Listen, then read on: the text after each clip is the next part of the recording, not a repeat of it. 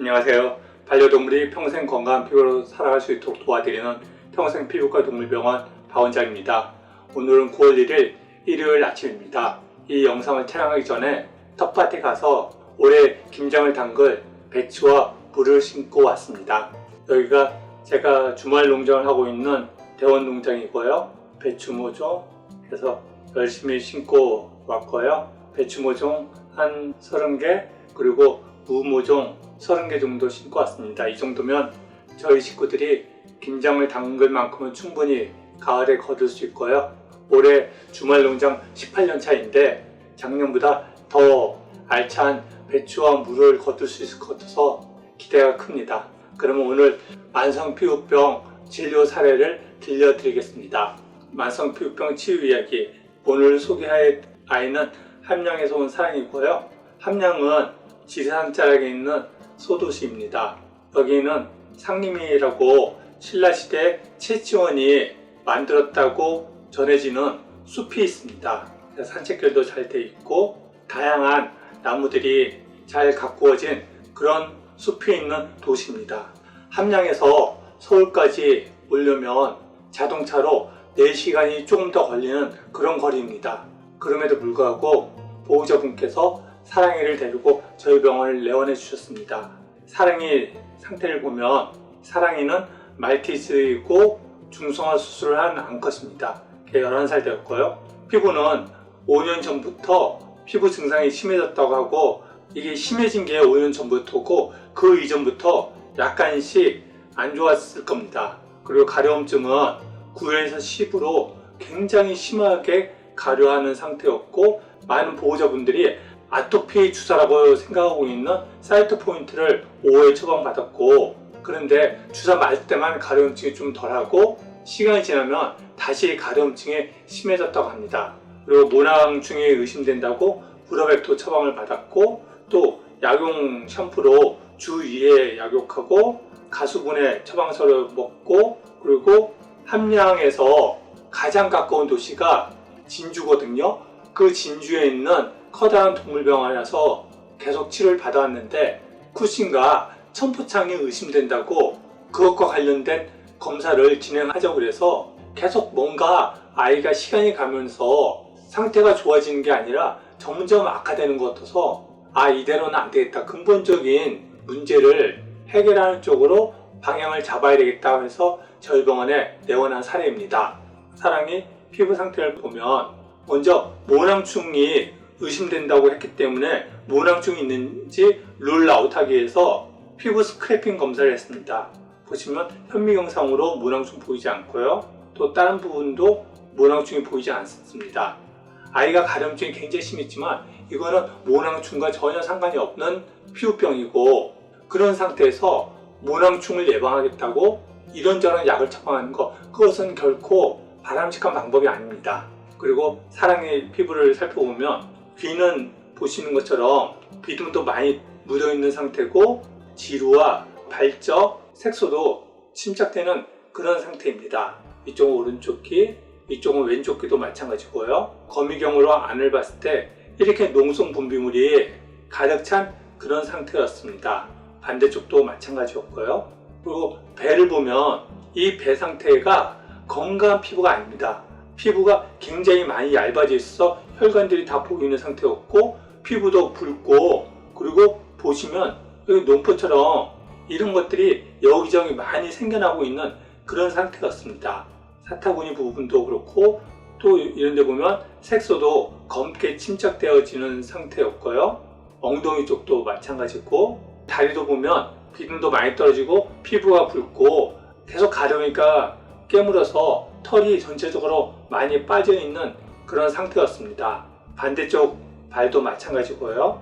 발바닥을 보면 너무 가려워서 계속 깨물어서 털들이 다 빠지고 또 부어있는 그런 상태였습니다. 나머지 발들도 다 마찬가지였고요. 그래서 이러한 상태에 대해서 저희 병원 같은 경우는 증상만 억제하는 그런 치료를 가급적 하지 않습니다. 항생제나 스테로이드 그리고 사람들이 아토피 약으로 알고 있는 사이토 포인트 그런 처방은 하지 않고 아이가 너무 가려울 경우에만 삶의 질을 개선하는 차원에서 아포케를 처방하긴 하지만 가급적이면 그런 약은 사용하지 말라고 합니다. 그리고 보다 근원적인 문제를 해결하도록 무엇이 문제가 될 수 있는지 그런 부분을 아이에 맞춰서 상담을 해드립니다.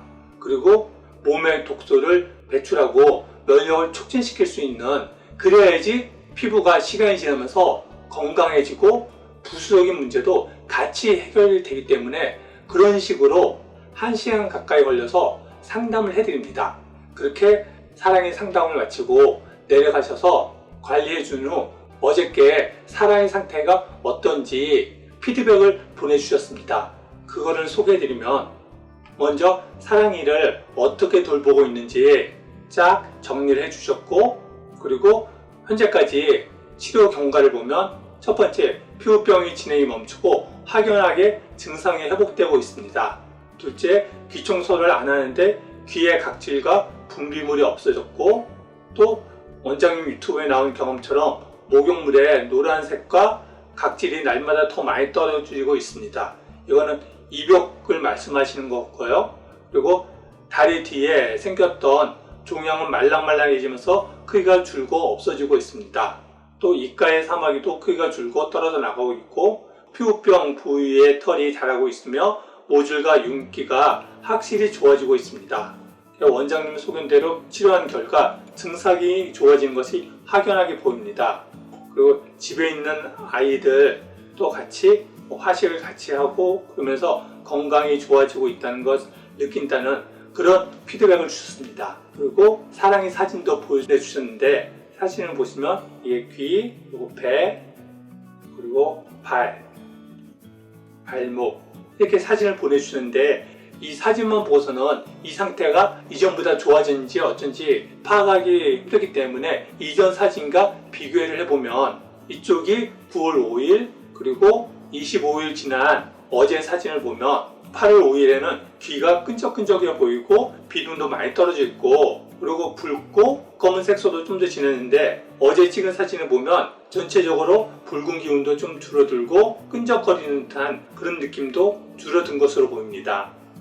그리고 배 부분 사진 보시면 지난번 저희 병원에 왔을 때 보면 피부가 전체적으로 굉장히 붉고, 그리고 몽글몽글하게 생긴 이런 것들이 많이 나있는 그런 상태였는데, 전체적으로 배의 붉은 기운이 많이 줄어들었습니다. 발 같은 경우 털이 빠진 부분들이 이렇게 보였는데 그런 부분들이 털로 덮여가고 있었고, 또 뒷다리 부분 이런 데도 털이 빠진 부분이 털이 조금씩 자라고, 또 붉은 그런 기운도 조금 덜해진 것으로 보입니다.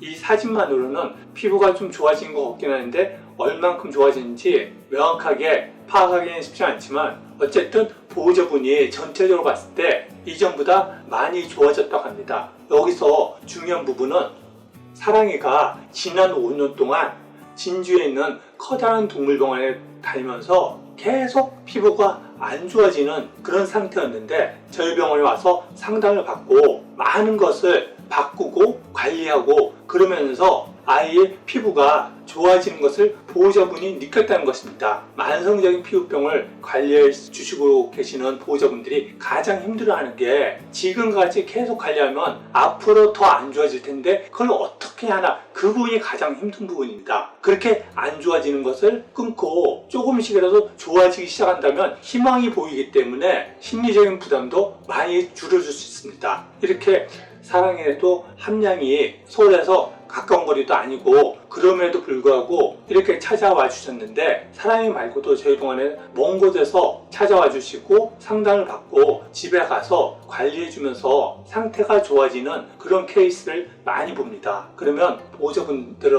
저에게 감사하다고 인사를 전하는데, 사실은 이 성경에 나오는 내 믿음이 너를 구원하였다, 저는 이 성경 구절이 굉장히 많이 생각이 나는데, 아이의 상태를 개선시킨 것은 저는 방향만 잡아주고 조언만 해드린 거고, 그 보호자분이 믿음을 갖고 찾아와 주셨고 또 집에 돌아가서 안내해드린 대로 돌봐주셨기 때문에 강아지의 상태가 호전된 것입니다. 그래서 그런 소식을 전해드릴 때마다 한 아이를 도와줬구나 하는 그런 기쁨이 가슴에 차오르기도 합니다. 그래서 제가 오히려 그런 분들에게 감사의 마음을 갖고 있습니다. 그리고 저희 유튜브 채널이나 블로그를 통해서 만성적으로 피부병을 앓고 있는 보호자분들이 종종 댓글로 질문을 남깁니다.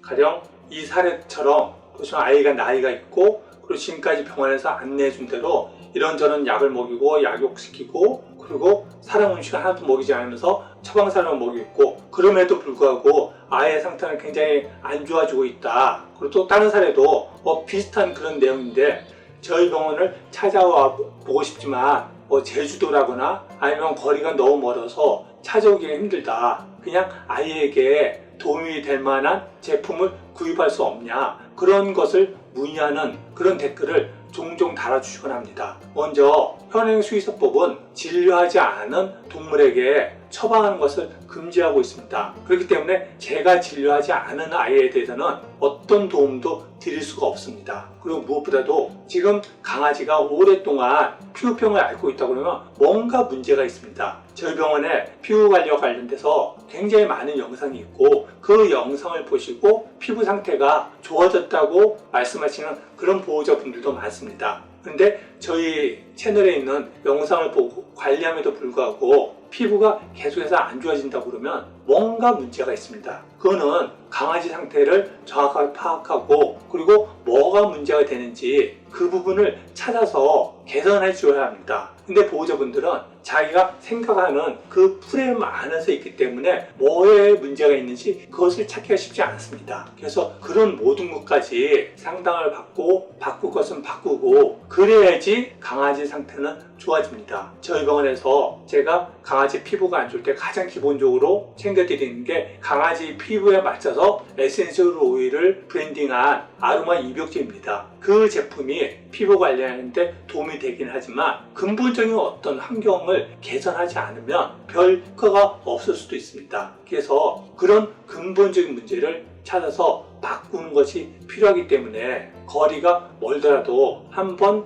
내원해서 상담을 받으시기를 권해드립니다. 그리고 또 거리가 먼 분들은 거리가 멀어서 자주 병원에 찾아올 수 없는데 어떡하냐고 그러는데 거의 대부분의 경우 한번 내원하셔서 문제가 뭔지 상담을 받고 그렇게 관리해 주는 경우 시간이 지나면서 오늘 소개해드렸던 사랑이처럼 피부가 좋아지는 것을 경험하게 됩니다. 그러면 그 이후로는 굳이 내원할 필요가 없습니다. 그렇기 때문에 만성적으로 피부가 안 좋다고 그러면 거리가 좀 멀다 하더라도 한 번은 내원하셔서 상담을 받아보시기를 권해드립니다. 네, 오늘은 만성적인 피부병으로 고생하던 사랑의 피부 진료 사례를 소개해드렸고요. 다음에 또 강아지 피부에 유용한 정보로 인사드리겠습니다. 감사합니다.